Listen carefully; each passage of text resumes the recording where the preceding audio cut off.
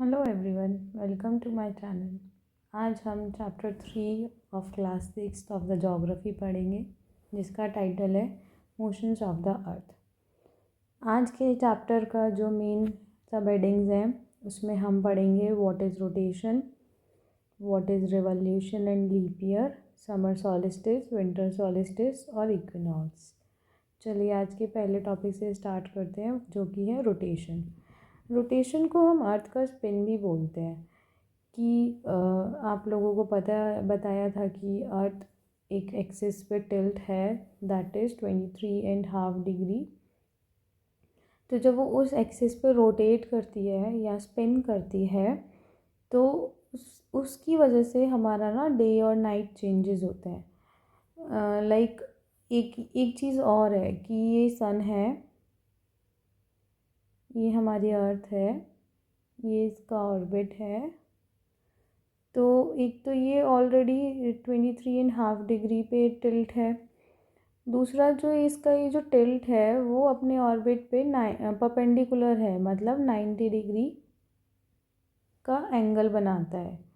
और जो ये हमारा अर्थ टिल्ट है, इसकी वजह से ही ऐसा होता है कि कभी नॉर्दर्न हेमिस्फेयर पे ज़्यादा रेज़ पड़ती हैं, कभी सदर्न हेमिस्फेयर पे ज़्यादा रेज़ पड़ती हैं, जिसकी वजह से जहाँ ज़्यादा रेज़ पड़ रही हैं वहाँ डे और समर होगा, जहाँ कम रेज़ पड़ रही है वहाँ नाइट और विंटर होगा। जो अर्थ को एक रोटेशन में टाइम लगता है, अर्थ इज़ लाइक दिस। तो रोटेशन मतलब वो ऐसे ऐसे ऐसे ऐसे अपनी जगह पे रोज़ घूमती है, तो उसको 24 आवर्स लगते हैं एक रोटेशन करने में, जिसकी वजह से हमारा one day is also equals to 24 hours. तो हम इसको वन डे को अर्थ डे भी बोलते हैं कि दिस इज़ अर्थ डे। और ये अर्थ का रोज़ का काम है कि उसको घूमना ही घूमना है। ऐसा नहीं है कि आज मन नहीं करा अर्थ का तो कि आज नहीं घूम रहे, जैसे आप लोगों का होता है आज नहीं पढ़ रहे। लेकिन अर्थ का ये रोज़ का काम है, अगर वो नहीं घूमेगी तो डे एंड नाइट नहीं होगा।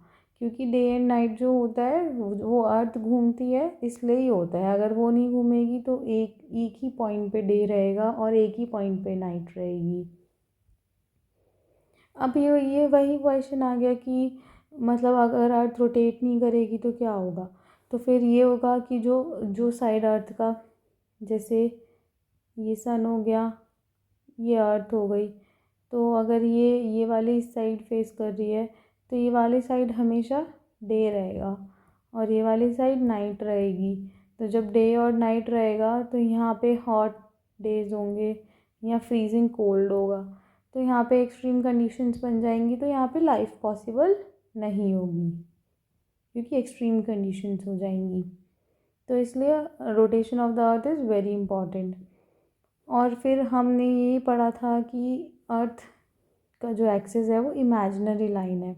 ऐसा नहीं है कि मतलब वो फिक्स है, वो हमने सिर्फ अपने कन्वीनियंस के लिए रखा हुआ है कि वो उसका 23.5 डिग्री जो उसका एक्सिस है वो हमने अपनी कन्वीनियंस के लिए रख रखा है। ऐसा कुछ फिक्स नहीं है, मतलब रियल अर्थ में ऐसा कोई एक्सिस नहीं निकला हुआ है। वो एज अ ग्लोब और हमारी कन्वीनियंस की हम उसको अच्छे से पढ़ सकें और बता सकें उसके लिए है।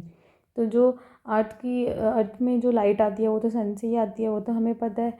लेकिन मतलब अर्थ का जो शेप है वो स्फेरिकल मतलब ज्वाइड शेप है, मतलब ऐसे बल्जी वाला शेप है, जिसकी वजह से half portion of the earth gets light at a time. ऐसा नहीं है कि पूरी अर्थ को मतलब फ्रॉम हेयर टू हेयर और उसकी बैक साइड ऐसे पूरी अर्थ को एक टाइम पे सनलाइट नहीं मिल सकती। एक आधी अर्थ को ही एक बार में सनलाइट मिलेगी। तो जहाँ सनलाइट होगी वहाँ डे होगा, जहाँ सनलाइट नहीं होगी वहाँ नाइट होगी। और फिर जब ये जो नेक्स्ट उसमें दिखाती हूँ एक बार डायग्राम में,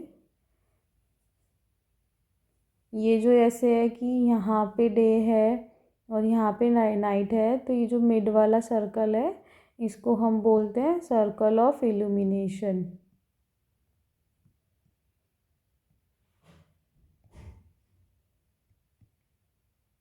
यहाँ पे भी this is circle of illumination कि इधर साइड डे है, इधर साइड नाइट है। अब आप ये देखो, यहाँ से सनलाइट आ रही है हमारी। अब ये टिल्ट है, मतलब ये एक्सिस है 23.5 पे, ये टिल्टेड है। तो जब इधर नदर्न हेमिस्फेयर में ज़्यादा सनलाइट आ रही है as compare to southern hemisphere, तो यहाँ पे जो ये पोल्स हैं, यहाँ पे सन कभी छुपेगा नहीं। यहाँ पे 6 मंथ्स तक डे लाइट रहेगी, और यहाँ पे सन कभी उगेगा नहीं, तो यहाँ पे 6 मंथ्स तक नाइट रहेगी। और जैसे जैसे जो इक्वेटर है वहाँ पे तो इक्वल डेज एंड नाइट होती हैं। अब नदर्न हेमिस्फेयर में ज़्यादा लाइट आ रही है तो वहाँ पे लॉन्ग डेज रहेंगे, सदर्न हेमिस्फेयर में कम लाइट आ रही है तो वहाँ पे शॉर्ट डेज रहेंगे। क्लियर है आप लोगों को? फिर हमारा जो नेक्स्ट टॉपिक है वो है रिवॉल्यूशन एंड लीप ईयर। अब जो रोटेशन होता है, तो वो रोटेशन तो वो अपनी जगह पे होता है, ऐसे गोल गोल गोल गोल गोल गोल, लेकिन जो रिवॉल्यूशन होता है वैसे उसकी ऑर्बिट में होता है। यहाँ सन है, ये अर्थ है, ये उसकी ऑर्बिट में है। तो जब अर्थ ऐसे ऐसे ऐसे ऐसे अपनी ऑर्बिट में घूमती है तो उसको हम रिवॉल्यूशन बोलते हैं। और ये अपने फिक्स पाथ पे घूमती है, जिसको हम ऑर्बिट भी बोलते हैं। Also the earth revolves west to east, west east, मतलब from this to this is called anti clockwise direction. Anti clockwise and clockwise में क्या डिफरेंस है? इफ आपने वॉच देखी होगी तो यहाँ 12 होता है, यहाँ 6, यहाँ 3, यहाँ 9। तो जो हमारा वॉच में जो हैंड होता है वो ऐसे इस डायरेक्शन में चलता है, तो इसको बोलते हैं क्लॉकवाइज। एंटी क्लॉकवाइज हो गया कि जो 12 से 9, 9 से 6, तो जो हमारी अर्थ चलती है वो एंटी क्लॉकवाइज चलती है। और क्लॉकवाइज हो गया ईस्ट टू वेस्ट। और जो हमारा रिवॉल्यूशन होता है उसको, एक रिवॉल्यूशन को जनरली हम ये बोलते हैं कि 365 डेज़ का ईयर होता है।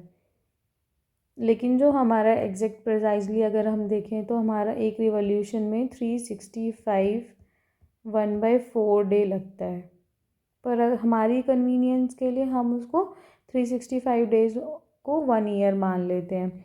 लेकिन जब ये 1/4 अगर हम ऐड करें 4 बार तो ये 1 बन जाता है, तो मतलब एक एक्स्ट्रा दिन आ जाता है। तो जब एक्स्ट्रा दिन आ जाता है तो हम उसको फरवरी में ऐड कर देते हैं। तो इसलिए हर 4 साल के बाद आफ्टर 4 ईयर्स की फरवरी में 29 डेज़ हो जाते हैं इंस्टीड ऑफ 28 डेज़, जिसको हम लीप ईयर बोल देते हैं। नॉर्मल ईयर में होते हैं 365 डेज़, लीप ईयर में हो जाते हैं 366 डेज़। तो उन सब के पीछे यही कॉन्सेप्ट है कि जो अर्थ को एक रिवॉल्यूशन में टाइम लगता है वो 365 1/4 ईयर लगता है, 1/4 डेज़ लगते हैं, सॉरी। तो इसकी वजह से, फॉर हमारी कन्वीनियंस की वजह से हम उसको ऐड नहीं करते हर साल। हम हर एवरी 4 ईयर हम एक ऐड कर देते हैं, और फरवरी 29 इसलिए ही होता है। अब हमने ये पढ़ा कि रोटेशन से हमारा डे एंड नाइट का पता चलता है।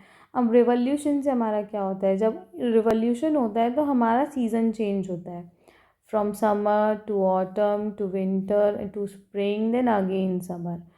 तो अगर हम उसको समराइज़ करें रिवॉल्यूशन,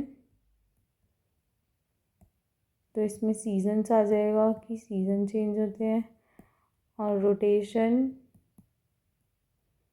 इसमें डे एंड नाइट होता है। यही मेजर 2 मूवमेंट है अर्थ के, रिवॉल्यूशन एंड रोटेशन। मूवमेंट और मोशन वॉट एवर यू से, यही 2 मेन है। रिवॉल्यूशन से हमारा सीजन्स चेंज होते हैं और रोटेशन से हमारा डे एंड नाइट होता है। अर्थ की जो ऑर्बिट है वो इलिप्टिकल है, और मतलब जो अर्थ है वो सेम डायरेक्शन में इंक्लाइंड होती है सन की साइड, लेकिन जो रोटेशन है उसकी वजह से different parts of the area receive the sunlight. तो इसलिए 4 सीज़न हो जाते हैं। और जो मतलब चेंज इन सीज़न होता है वो इसलिए ही होता है क्योंकि अर्थ मूव करता है तो उसकी पोजीशन बदलती रहती है। जब वो यहाँ से यहाँ गया तो उसकी पोजीशन बदल गई, यहाँ से यहाँ गया, यहाँ पोजीशन बदल गई। जब वो पोजीशन बदलेगा तो हमारे सीज़न चेंज हो जाते हैं। Next concept is summer solstice. अब आपको हमने ये रिवॉल्यूशन और रोटेशन पढ़ा दिया। अब इसमें नेक्स्ट कॉन्सेप्ट आएगा समर सॉलिस्टिस का। इसमें क्या होता है कि 21 जून को जो हमारा नर्दर्न हेमिस्फेयर है, दो हेमिस्फेयर होते हैं, equator divides the earth in two hemisphere, northern hemisphere and southern hemisphere. तो जो हमारा नर्दर्न हेमिस्फेयर होता है वो सन की टूवर्ड्स टिल्टेड होता है, मतलब सन की साइड टिल्ट होता है। टिल्ट मतलब टेढ़ा होता है। तो जो सन की रेज होती हैं वो डायरेक्टली ट्रॉपिक ऑफ कैंसर पे गिरती हैं। ट्रॉपिक ऑफ कैंसर हम लोगों ने पढ़ा था, this is earth, this is equator 0 degree, this is tropic of Cancer, tropic of Cancer 23.5 degree. तो 23.5 डिग्री पे ट्रॉपिक ऑफ कैंसर होता है, तो वहाँ पे अर्थ की डायरेक्ट रेज पड़ती है, मतलब वहाँ पे ज़्यादा हीट आती है as compare to the poles. क्योंकि अगर यहाँ पे अगर हमारा सन है इधर, तो अगर ये ऐसे, एक बार दोबारा बनाती हूँ इसको, एक सेकेंड, इधर बनाते हैं। This is sun, this is earth, earth का टिल्ट इधर है, सन में यहाँ पे तो डायरेक्ट आ रही है, लेकिन यहाँ पे जाते जाते ना स्लैंटिंग हो जाती हैं। मैं नेक्स्ट उसमें दिखाऊंगी इमेज में। तो जब वो स्लेंट हो जाती हैं तो वहाँ पे कंटिन्यूस डे लाइट आपको दिखेगी 6 मंथ्स के लिए, जो मैंने अभी पीछे भी बताया था। और जो नदर्न हेमिस्फेयर जब उसकी तरफ टिल्ट है तो वहाँ पे ज़्यादा सनलाइट आएगी। तो जब ज़्यादा सनलाइट आएगी तो समर होगा, और यहाँ पे लॉन्गेस्ट डे होंगे और शॉर्टेस्ट नाइट्स होंगी, क्योंकि बहुत ज़्यादा देर के लिए सन निकला हुआ है। और लेकिन इसका उल्टा हो जाएगा सदर्न हेमिस्फेयर में, क्योंकि सदर्न हेमिस्फेयर में सनलाइट कम आ रही है, तो वहाँ पे विंटर सीजन भी हो जाएगा, नाइट्स लॉन्ग हो जाएंगी और डेज शॉर्ट हो जाएंगे। नेक्स्ट फोटो में दिखाती हूँ, ये देखो कि यहाँ पे सनरेज आ रही है इधर से और टिल्ट हमारा सन की साइड है। तो जब हमारा सन की साइड टिल्ट है तो नॉर्दर्न हेमिस्फेयर में यहाँ पे ये देखो, क्योंकि हमारी जियोइड शेप है, तो ये वाला पूरा एरिया पोल्स वाला, ये पोल्स हैं, ये पूरा इधर टिल्ट है सन की साइड। तो यहाँ पे 6 मंथ्स का डे लाइट होगा, और यहाँ पे ये अवे है फ्रॉम द सन है, तो यहाँ 6 मंथ्स का नाइट होगा और वहाँ डे लाइट होगा। अब यहाँ पे देखो, यहाँ पे इधर नदर्न हेमिस्फेयर की साइड टिल्ट है, तो यहाँ पे more area is receiving sunlight, यहाँ पे less area is receiving sunlight and more is the night. तो फिर यहाँ पे डेज शॉर्ट होंगे, नाइट्स लॉन्ग होंगी। और यहीं ये सेम इसका अपोजिट नदर्न हेमिस्फेयर में हो जाएगा, क्योंकि यहाँ पे ज़्यादा सनलाइट आ रही है, इसलिए मतलब सदर्न हेमिस्फेयर और नदर्न हेमिस्फेयर में अपोजिट होता है। This is in summer solstice. Winter solstice में सारी कंडीशंस अपोजिट हो जाती हैं। अब ये देखो आप, यहाँ पे भी सेम दिखाया हुआ है, ये सन हो गया हमारा, यहाँ पे ज़्यादा सनलाइट पड़ रही है, तो ये इसलिए नदर्न साइड में समर सॉलिस्टिस 21 जून को होता है। अगर हम सदर्न साइड को देखें तो सदर्न साइड में जो समर आती हैं वो दिसंबर में आती हैं। अब देखते हैं विंटर सॉलिस्टिस।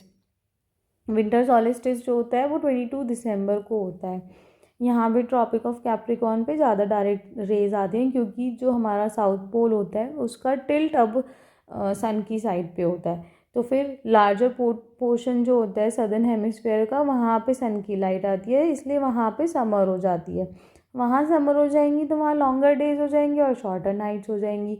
उसका रिवर्स नॉर्दर्न हेमिस्फेयर में हो जाता है, वहाँ पे लॉन्गर नाइट्स हो जाती हैं, शॉर्टर डेज हो जाते हैं, क्योंकि वहाँ पे कम लाइट आती है। ऐसे ही रिवर्स कंडीशन हो गई नॉर्दर्न हेमिस्फेयर में, इसको हम विंटर सॉलिस्टिस बोल देते हैं, क्योंकि नॉर्दर्न हेमिस्फेयर में विंटर है। ये जो समर सॉलिस्टिस और विंटर सॉलिस्टिस है, ये दोनों ना नॉर्दर्न हेमिस्फेयर के अकॉर्डिंग देखी जाती है, क्योंकि सदर्न हेमिस्फेयर में तो विंटर सॉलिस्टिस हो जाता है जून में, और समर विंटर सॉलिस्टिस जून में हो जाता है और समर सॉलिस्टिस होता है दिसंबर में, तो इसलिए जो हमने नेमिंग करी हुई है वो नॉर्दर्न हेमिस्फेयर के अकॉर्डिंग करी हुई है। अब ये बोला हुआ है कि जो ऑस्ट्रेलिया है वो सदर्न हेमिस्फेयर में है, तो वहाँ पे हमारे यहाँ सदर्न हेमिस्फेयर, वो ऑस्ट्रेलिया सदर्न हेमिस्फेयर में, इंडिया नॉर्दर्न हेमिस्फेयर में। तो वहाँ पे समर सीज़न होता है जब क्रिसमस होता है, और आपको पता ही है हमारे यहाँ तो क्रिसमस पे कितना ठंडा होता है नॉर्दर्न हेमिस्फेयर में। विंटर सॉलिस्टिस के बारे में बता रखा है यहाँ पे कि अब एंटार्क्टिक सर्कल में ज़्यादा डे लाइट होगी, मतलब 6 मंथ्स वाला ही 6 मंथ डे, और अब यहाँ पे सनलाइट नहीं आ रही तो यहाँ पे 6 मंथ नाइट होगी। और सदर्न हेमिस्फेयर का एरिया ज़्यादा रिसीव कर रहा है सनलाइट, तो यहाँ पे लॉन्गर डेज शॉर्टर नाइट्स।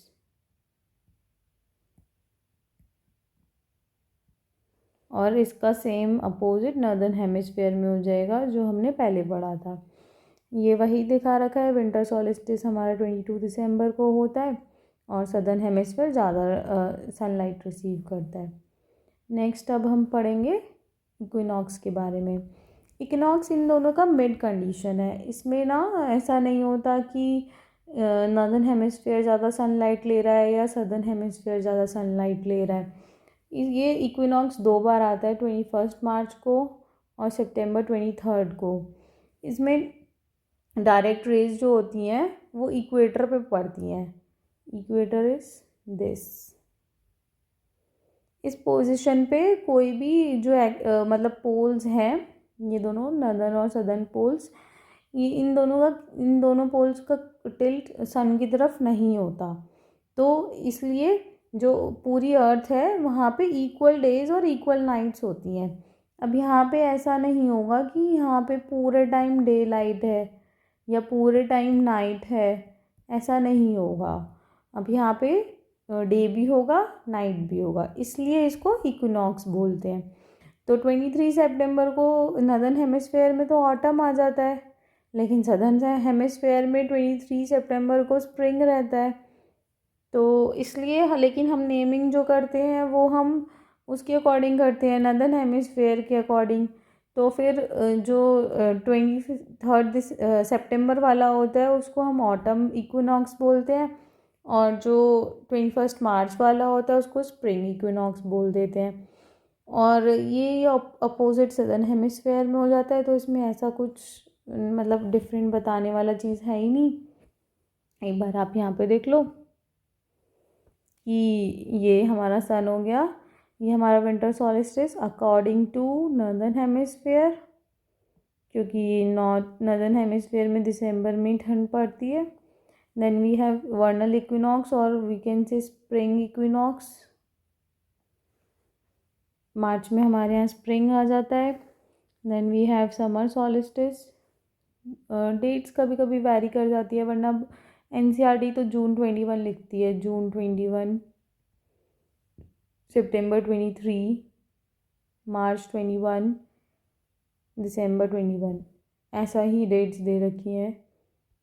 एक बार दिखा देती हूँ, 21 मार्च, सितंबर 23, 22 दिसंबर और 21 जून। 21 जून, 22 दिसंबर, 21 मार्च, 23 सितंबर। तो 23, 21, 21, 22, ये सारी डेट्स होती हैं। आई होप आप लोगों को अभी तक का समझ में आ गया होगा। चलिए आज का चैप्टर बस इतना सा ही था। अब आज के क्वेश्चंस देख लेते हैं जिनके आंसर आप लोग कमेंट बॉक्स में दे दीजिए। The movement of the earth around the sun is known as rotation, revolution, inclination.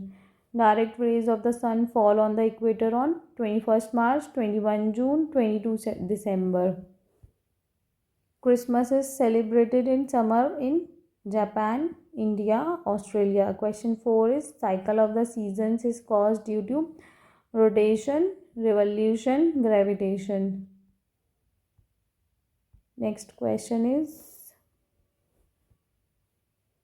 next we have fill in the blanks. तो वहाँ पे आपको बताना है कि leap year has dash number of days. Then next question is the daily motion of the earth is, ये तो अब बहुत ईजी है। The earth travels around the sun in dash orbit, ये भी हमने अभी पढ़ा था। The sun rays fall vertically on tropic of dash on 21 June, ये भी बहुत ईजी है। Days are shorter during dash season, ये भी आप लोगों को अभी बताया था मैंने। नेक्स्ट है हमारे कल के answers. The value of prime meridian is 0 degree. The frigid zone lies near the poles.